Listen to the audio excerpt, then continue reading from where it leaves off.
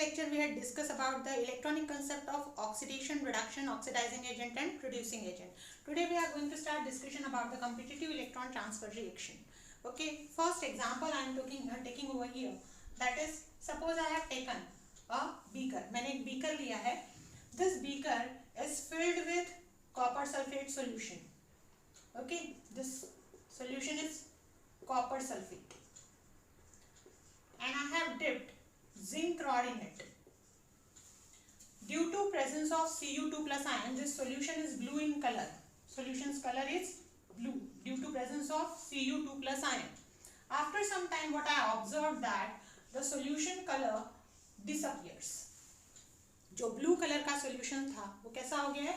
Colorless हो गया है. Okay, and a red color substance get deposited on zinc plate. This is zinc plate and this is copper deposited on the surface of zinc and solution become colorless. Solution क्या हो गया? Colorless हो गया. Why it happens? Because in this reaction zinc replaces copper 2 plus ion from copper sulfate solution. What actually happens over here? यहाँ क्या हुआ है?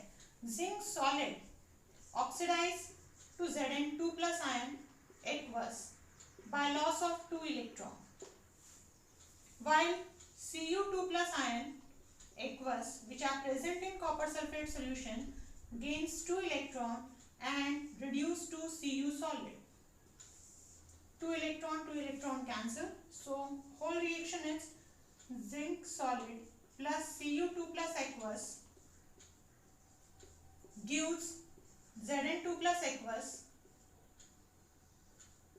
plus Cu solid. If you compare the tendency of zinc and copper, then zinc has greater tendency to lose the electron in compared to Cu, and that's why zinc reduces copper. ठीक है, इसमें zinc में क्या है? zinc जो है उसमें electron lose करने की टेंडेंसी ज़्यादा है, यानी वो क्या है? स्ट्रॉन्ग रिड्यूसिंग एजेंट है इन कंपेयर टू कॉपर. इसलिए उसने क्या किया? 2 इलेक्ट्रॉन लूज किए और Zn2 प्लस आयन बनाया. ठीक है. How we come to know that zinc sulfate is generated over here? I have passed H2S gas in alkaline medium. ठीक है, मैंने इसमें क्या किया? H2S गैस को पास किया अल्कलाइन मीडियम में. So I got the white color zinc sulfide precipitate. Zinc sulfide precipitate which are white in color.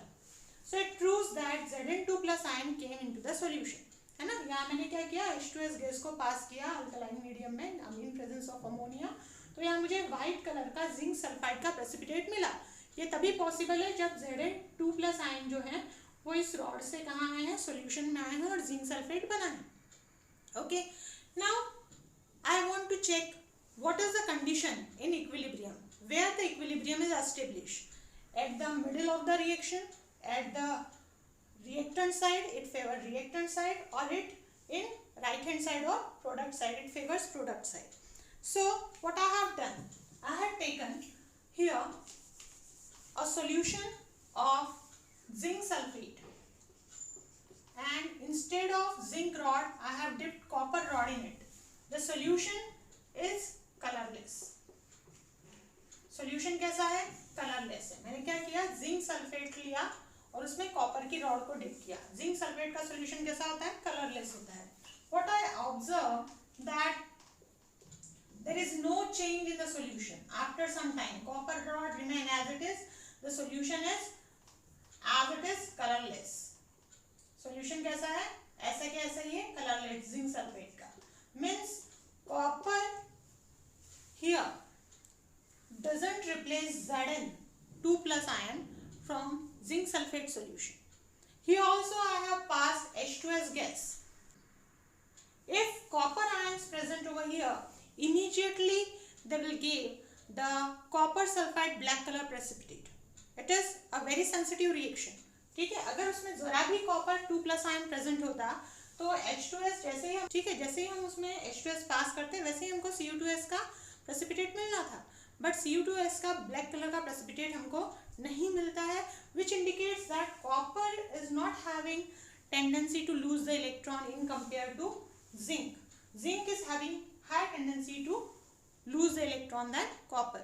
And the equilibrium is established, okay, in right hand side, means after the completion of process, when whole Cu2 plus ion, all the Cu2 plus ion present in copper sulfate solution get reduced to Cu solid, and after that only the equilibrium established, means equilibrium favors the product side, है ना. Equilibrium किसको favour कर रहा है? Product side को. यानी equilibrium तब establish हुआ है जब पूरा का पूरा जो कॉपर आयन है, जब पूरा का पूरा कॉपर 2 प्लस आयन जो है वो कॉपर सॉलिड में रिड्यूस हो चुका है, पूरा का पूरा रिएक्टेंट प्रोडक्ट में कन्वर्ट हो चुका है. उसके बाद at the end of the chemical reaction this equilibrium is establish. So if we compare the electron transfer capacity of zinc and copper, zinc has greater tendency to lose the electron than copper, and zinc is a stronger reducing agent. Let's see another example. Here I have taken silver nitrate solution and I have dipped copper rod in it. Okay. Now here what happens? This copper, okay, come in the form of Cu2 plus ion into the solution, and certainly after some time the solutions become blue in color. Solutions become blue in color, and white color substance, silver, get deposited on the surface of copper. Okay. So here what happens in this process? This Cu solid is oxidized to Cu2 plus ion aqueous by loss of 2 electron. Similarly here the Ag plus ion which are present in silver nitrate gains 2 electron and reduce into silver solid. So here if you compare the tendency to lose the electron of copper and silver, then copper has greater tendency to lose the electron in compared to silver. Copper और अगर silver की आप क्या करते हैं, tendency को compare करते हैं, तो कॉपर में ज़्यादा टेंडेंसी इलेक्ट्रॉन लूज करने की इन कंपेयर टू सिल्वर. यानी कॉपर जो है वो क्या है, स्ट्रॉन्ग रिड्यूसिंग एजेंट है इन कंपेयर टू सिल्वर, है ना. जो इजीली इलेक्ट्रॉन लूज करके दूसरे को रिड्यूस करे वो क्या है, हमारा रिड्यूसिंग एजेंट. तो copper is a stronger reducing agent than silver, है ना. तो इसीलिए यहाँ पे क्या हुआ, जो copper 2 electron will be cancelled, Cu solid reacts with 2 Ag plus aqueous ion gives Cu2 plus aqueous plus 2 Ag solid.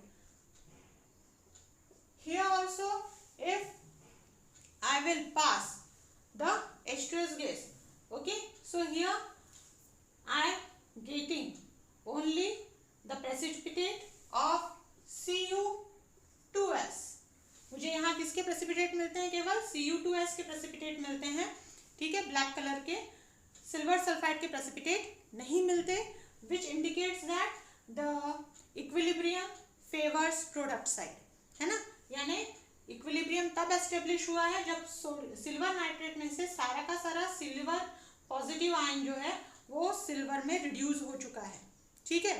तो यहाँ पे अगर कंपेयर करें तो copper is a stronger reducing agent than silver. Copper has greater tendency to lose the electron compared to silver. Next, third example, let's see. Now here I have taken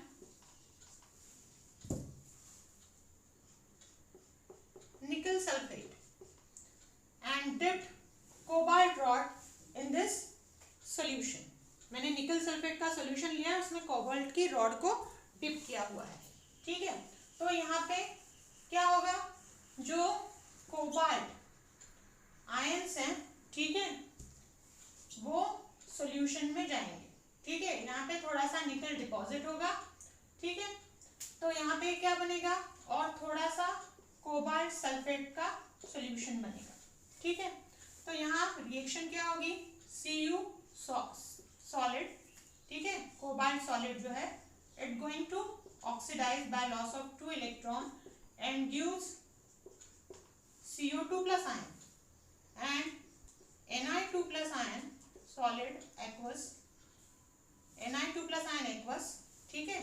ये क्या करेगा, gains 2 electron and reduce to Ni solid. 2 electron will be cancelled. CO solid plus Na2 plus aqueous gives CO2 plus aqueous plus Na solid. Now here when I find out the equilibrium, the state of equilibrium, then at equilibrium I found both CO2 plus ion and Na2 plus ion coexisting. ठीक है, यहाँ पूरा का पूरा cobalt जो है उसने निकल को रिप्लेस नहीं किया है, कोबाल्ट आयन ने निकल को पूरी तरह से रिप्लेस नहीं किया है, यानी इक्विलिब्रियम जो है वो middle of the reaction establish हुआ है. At equilibrium product that is CO2 plus ion aqueous and Na solid and reactant CO solid and Na2 plus aqueous both are existing. ठीक है, दोनों ही वहां पे क्या है, एग्जिस्ट कर रहे हैं, यानी मिडिल ऑफ द पोर्शन में क्या हुआ है, मिडिल ऑफ द रिएक्शन में क्या हुआ है, इक्विलिब्रियम एस्टेब्लिश हुआ है. ठीक है, तो इस तरह से हम अगर पहले दो एग्जाम्पल को देखें तो जैसे हम एसिड्स की केस में, if you remember in case of acids, okay, the acid which easily donates the proton is a stronger acid, while which is going to lose proton with difficulty or slowly is weak acid.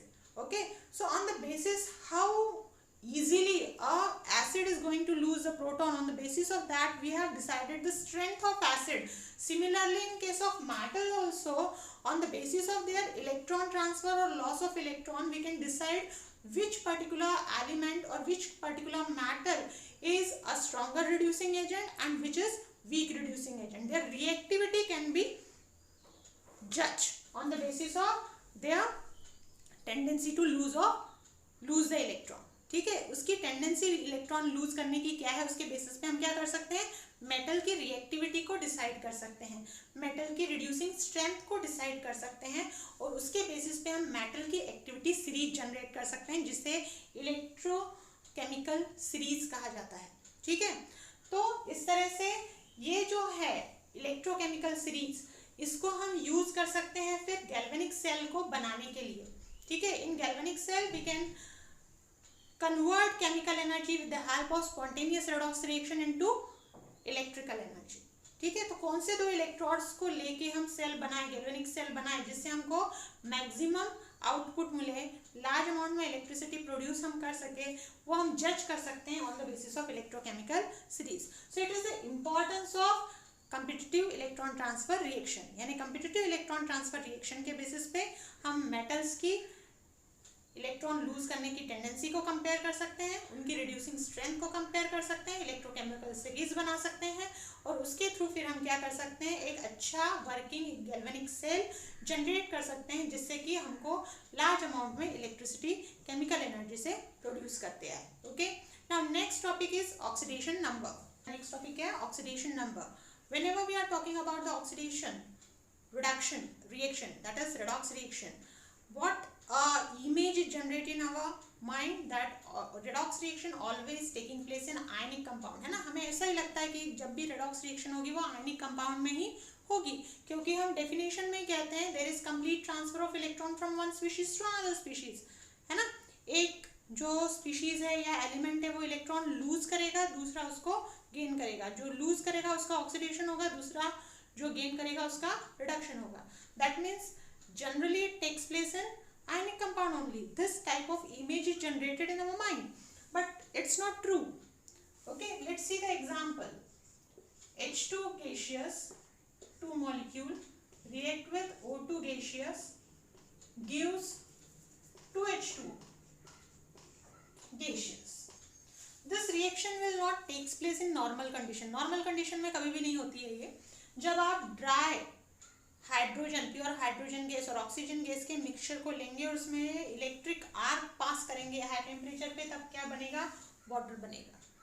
ठीक है, लेकिन now here you can see the hydrogen which is in elemental state loses electron, become positive when it combines with oxygen, है ना. वो electron lose करेगा, और अगर हम ऐसे देखें तो और ऑक्सीजन के साथ कंबाइंड होगा पॉजिटिव एटम बनके, और जो ऑक्सीजन है it will gain the electron from hydrogen and forms the oxide ion, and then it combines with hydrogen to form the water. Similarly, H2 gaseous plus Cl2 gaseous gives 2HCl. Here also hydrogen loses electron, chlorine gains electron. CH4 gaseous plus 4Cl2 gaseous gives CCl4 gaseous plus 4HCl gaseous. Any example you can see over here, or next you can take any other example like H2 gaseous plus F2 gaseous, okay, gives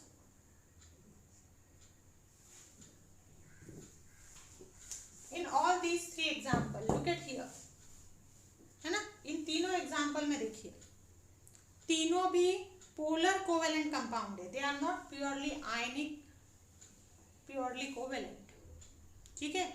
ये कैसे हैं सारे? Polar covalent compound है। And in polar covalent compound generally what happens, electron is not completely transferred, but the shared pair of electron of covalent bond shift to that particular atom which is more electronegative in nature, है ना। ये कैसे हैं सारे?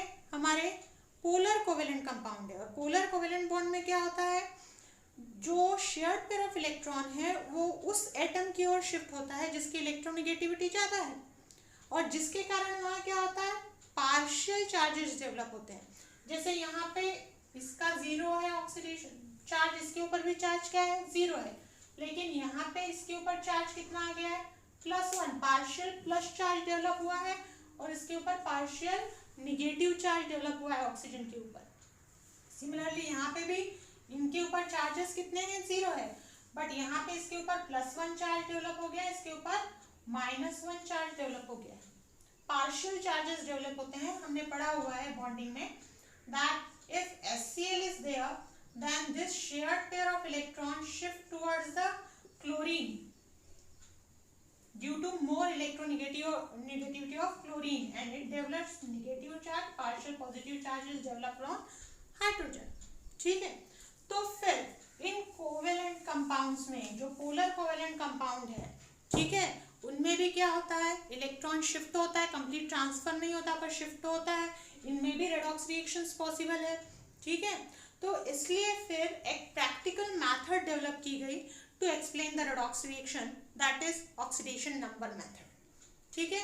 क्या develop की गई, एक ऑक्सीडेशन नंबर की मेथड डेवलप की गई to explain the redox reaction in ionic compound as well as polar covalent compound. So what is oxidation number? Oxidation number होता क्या है, ठीक है। अगर सिंपल लैंग्वेज में हम कहें तो ऑक्सीडेशन नंबर क्या है, ऑक्सीडेशन नंबर किसी भी कंपाउंड में किसी भी एलिमेंट के ऊपर जो चार्ज डेवलप होता है, इलेक्ट्रिकल चार्ज डेवलप होता है, उसी को हम क्या कहते हैं, ऑक्सीडेशन नंबर, ठीक है।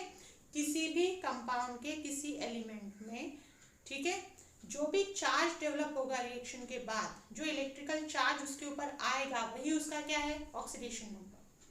So oxidation number denotes the oxidation state of an element in a compound ascertained according to certain rules formulated on the basis of the fact that shared pair of electron, okay, in a covalent bond entirely shifts towards the more electronegative atom, ठीक है।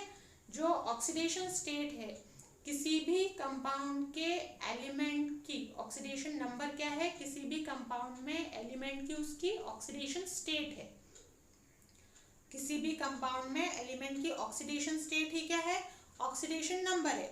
जो हम कैसे बनाते हैं, कुछ हमने certain rules बनाए हैं, ठीक है, ये चार्ज, ये ऑक्सीडेशन स्टेट बताने के लिए। वो रूल किस फैक्ट पर बेस्ड है, इस फैक्ट पर बेस्ड है कि अगर आपका जो कोवेलेंट बॉन्ड है तो उस कोवेलेंट बॉन्ड में जो शेयर्ड पेयर ऑफ इलेक्ट्रॉन है वो एंटायरली किसकी ओर शिफ्ट हो जाएगा, मोर इलेक्ट्रोनेगेटिव एटम की ओर शिफ्ट हो जाएगा। So what is the definition of oxidation state और oxidation number, sorry, oxidation number is the oxidation state of an element in a compound ascertained according to certain rules formulated on the fact that in covalent compound the shared pair of electron of covalent bond is entirely belongs to more electronegative atom. ठीक है, simply oxidation number in a compound of an element, oxidation number of an element in a compound is the electrical charge developed on that element, है ना. Simple language में अगर हम कहें तो oxidation number क्या है, उस कंपाउंड के अंदर जो एलिमेंट है उसके ऊपर डेवलप हुआ इलेक्ट्रिक चार्ज है. Now there are certain rules to assign the oxidation number. Let's see the rules. Okay, rules क्या है वो देख लेते हैं. सबसे पहला रूल है, फर्स्ट रूल क्या है यहाँ पे, फर्स्ट रूल है that if element present in elemental state, free state और native state, then its oxidation state, its oxidation number will be 0. अगर कोई भी एलिमेंट क्या है फ्री स्टेट में यानी कि नेटिव स्टेट या एलिमेंटल स्टेट में है तो उसकी ऑक्सीडेशन स्टेट क्या रहे, ऑक्सीडेशन नंबर क्या रहेगा, 0. जैसे हमारे गैसेस हैं, H2 है, O2 है, N2 है, Cl2 है, ठीक है, या सोडियम है, मैग्नीशियम है, कैल्शियम है, पोटेशियम है, पोटेशियम कैल्शियम, या एसिड है, सल्फर है, P4 है, ठीक है, या ओजोन है. इन सब के लिए जो ऑक्सीडेशन नंबर रहेगा वो क्या रहेगा, oxidation number will be equal to 0. ठीक है, hydrogen, oxygen, nitrogen, chlorine, sodium, magnesium, potassium, calcium, sulphur, phosphorus, ozone, इन सब में एलिमेंट जो है वो नेटिव स्टेट या एलिमेंटल स्टेट या फ्री स्टेट में है. ठीक है, यानी एलिमेंटल स्टेट में वो एग्जिस्ट करते हैं, कंपाउंड के फॉर्म में नहीं है, तो उनके लिए उनका ऑक्सीडेशन नंबर क्या रहेगा, 0. ठीक है, then second one, in case of alkali metals and alkaline earth metal the oxidation number will be +1 for alkali metals and +2 for alkaline earth metals. ठीक है, अल्कली मेटल्स के लिए ऑक्सीडेशन नंबर कितना रहेगा, +1, और अल्कलाइन अर्थ मेटल के लिए +2.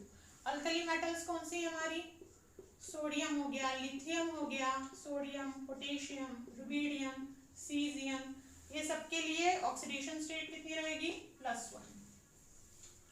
यहाँ पे आ गया हमारा beryllium, then magnesium, calcium, strontium, इन सब के लिए ऑक्सीडेशन स्टेट कितनी रहेगी, +2. एंड एल्यूमिनियम के लिए ऑक्सीडेशन स्टेट क्या रहेगी, +3. ठीक है, यह है इसका second rule, that is oxidation state for alkali metal will be +1, alkaline earth metal will be +2. ठीक है, और जो एल्यूमिनियम है उसके लिए +3.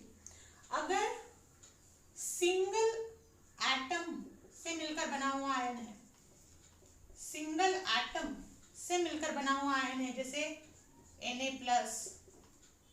Mg2+, Cl-, ठीक है, O2-, then the oxidation number will be equal to the charge present on that atom.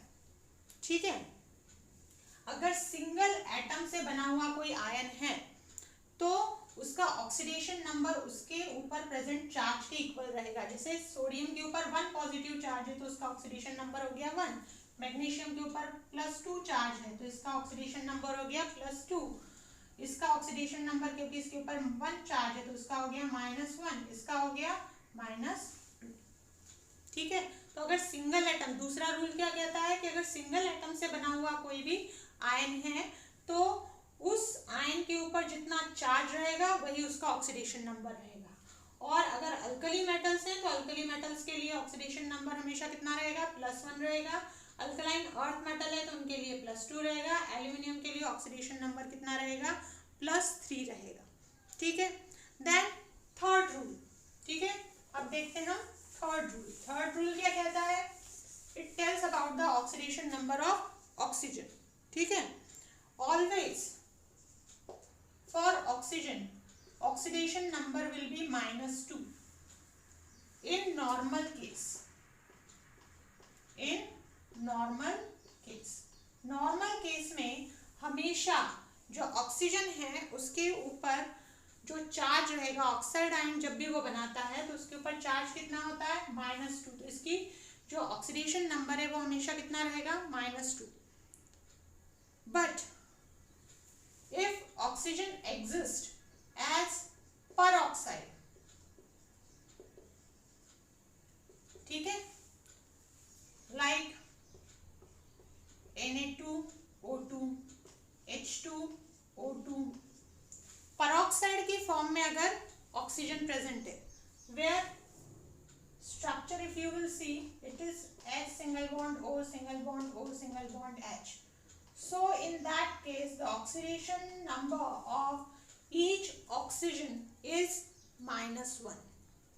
अगर peroxide आयन है तो peroxide में in peroxide oxidation number of oxygen will be -1। ठीक है, कितनी रहेगी, -1 रहेगी। Then next, if oxygen exists as super oxide,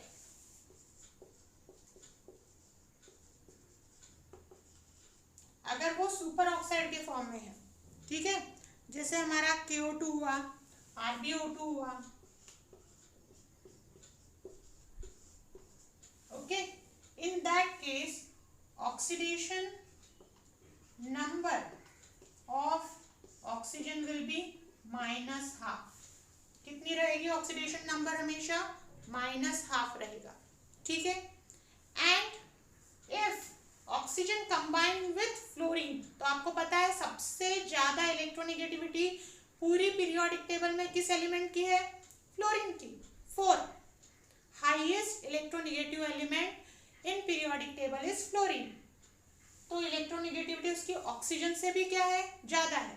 इसलिए जब भी ऑक्सीजन फ्लोरीन के साथ कंबाइंड होगा, केवल उसी समय ऑक्सीजन क्या करेगा, पॉजिटिव ऑक्सीडेशन नंबर शो करेगा। ठीक है, like in case of oxygen difluoride, in oxygen difluoride the oxidation number of oxygen will be +2, क्योंकि fluorine highly electronegative, highest electronegative element है, वो कभी भी positive state oxidation number show नहीं कर सकता, वो कभी भी कैटायन नहीं बनाएगा।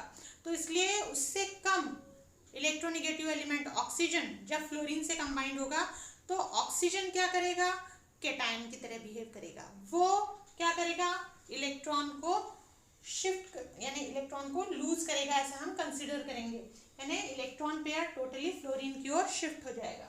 तो उस समय ऑक्सीजन डाइफ्लोराइड में ही केवल इसी कंपाउंड में जब वो फ्लोरीन के साथ कंबाइंड होता है ऑक्सीजन +2 ऑक्सीडेशन स्टेट शो करता है। And another compound O2F2 dioxygen difluoride, here the oxidation number of oxygen will be +1। कितनी होती है, +1 होती है। ये दो एक्सेप्शनल केसेस हैं ऑक्सीजन के लिए, जब केवल फ्लोरीन के साथ ऑक्सीजन कंबाइंड होता है तभी वो पॉजिटिव ऑक्सीडेशन स्टेट शो करता है, पॉजिटिव ऑक्सीडेशन नंबर शो करता है। Now this is third rule. Then now let's see the fourth rule. Fourth rule is for halogens, especially for fluorine. Okay, so fluorine, which is highly, or we can say highest electronegative element in periodic table, always show -1 oxidation state. Fluorine always show, because fluorine is highest electronegative element in the periodic table, it always shows -1 oxidation state, -1 oxidation number. अपने हर एक compound में इसका oxidation number क्या रहेगा? -1। Other halogens are denoted by, all halogens are denoted by X. So other halogens like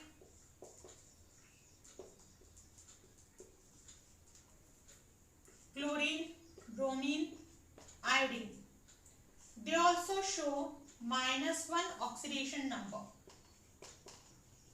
in their compounds. Chlorine, bromine और iodine भी उनके compounds में क्या करते हैं? ऑक्सीडेशन नंबर -1 शो करते हैं। When they forms halides, जब वो क्या बनाते हैं? हैलाइड्स बनाते हैं, ठीक है। But when these halogens, chlorine, bromine, iodine, combines with oxygen to forms oxo acids or oxo anion or oxo ion, okay, then they show positive oxidation number। तब वो क्या बनाएंगे? पॉजिटिव ऑक्सीडेशन नंबर बनाएंगे। जैसे HClO2 ऑक्सो एसिड, ठीक है। इसमें chlorine का ऑक्सीडेशन स्टेट कितना होता है? इसमें क्लोरीन का ऑक्सीडेशन स्टेट होता है +3। क्लोरीन, इसका ऑक्सीडेशन स्टेट कितना है? यहाँ पे ऑक्सीडेशन नंबर कितना है? +3। If it forms ClO4 minus ion, oxo anion, then also its oxidation state will be +7। Chlorine का ऑक्सीडेशन स्टेट कितना है? +7। तो जब वो ऑक्सी एसिड बनाएंगे या ऑक्सो एनायन बनाएंगे तब उनकी ऑक्सीडेशन स्टेट कितनी रहेगी? पॉजिटिव रहेगी, ठीक है। Otherwise always they form anion in the form of halides, okay, and halides always they exhibit -1 oxidation state, ठीक है। Then next rule, 5th rule. So in next lecture we will discuss the remaining rules to assign the oxidation number. If you like this lecture, subscribe my channel. Thanks.